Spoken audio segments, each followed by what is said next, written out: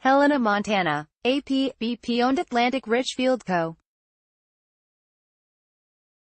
must pay nearly $29 million for the cleanup of arsenic that is threatening a Montana town's groundwater, an amount that includes $1 million for misleading environmental regulators and letting another company take the blame, a federal judge ruled.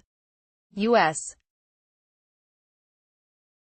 District Judge Dana Christensen's ruling on Tuesday comes in the cleanup of a former lead smelter in East Helena that operated from 1888 until 2001 and has been a Superfund site since 1984.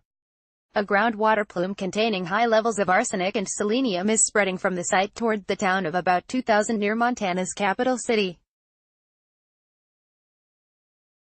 Long-term exposure to drinking water contaminated by arsenic increases the risk of skin, lung and bladder cancer, and may cause diabetes, pulmonary disease and cardiovascular disease, according to the World Health Organization. Cleanup efforts so far have been focused on slowing the spread of pollution while a permanent solution is explored. Those efforts, which include removing contaminated soil, diverting a creek and draining other polluted waterways, have been funded solely by Grupo Mexico-owned ASARCO, the smelter owner formerly known as the American Smelting and Refining Company. Christensen's ruling on Tuesday said Atlantic Richfield is responsible for 25% of the $114.5 million that ASARCO has paid under a 2009 Superfund agreement. ASARCO's smelter was responsible for most of the pollution, but the Anaconda Copper Mining Co. also discharged significant levels of arsenic over the 45 years it operated a zinc extraction plant at the smelter site, the judge said.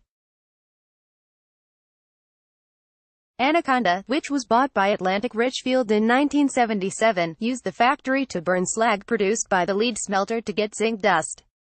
Atlantic Richfield, also known as ARCO, also is a responsible party in another Montana Superfund site, the nation's largest, involving pollution from mining and mineral processing in southwestern Montana, including Butte and Anaconda. Atlantic Richfield's 25% share of the East Helena costs, which the judge calculated based on estimated pollution discharge over those 45 years, comes to $27.9 million.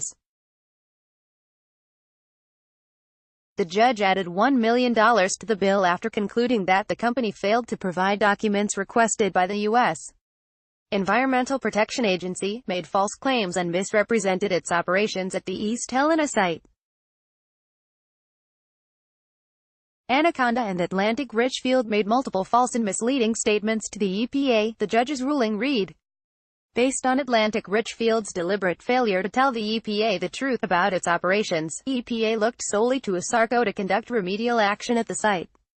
Gregory Evans, an attorney representing ASARCO, said ARCO could be on the hook for as much as $51 million after interest and attorney fees.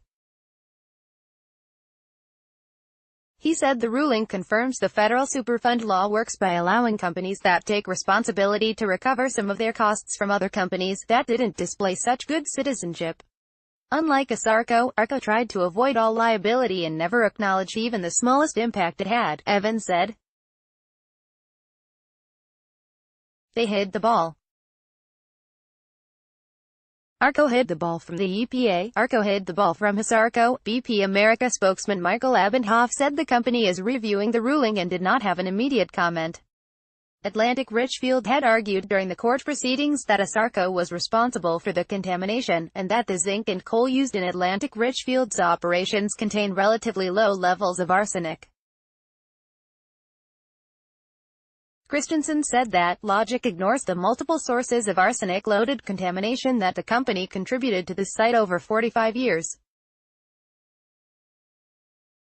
About $50 million is left in the trust fund set up with ASARCO's money to clean up the polluted groundwater. Evans said ASARCO believes that's enough to complete the job, though there is no end date in sight, but added that Atlantic Richfield can now be held responsible if there are any future additional costs.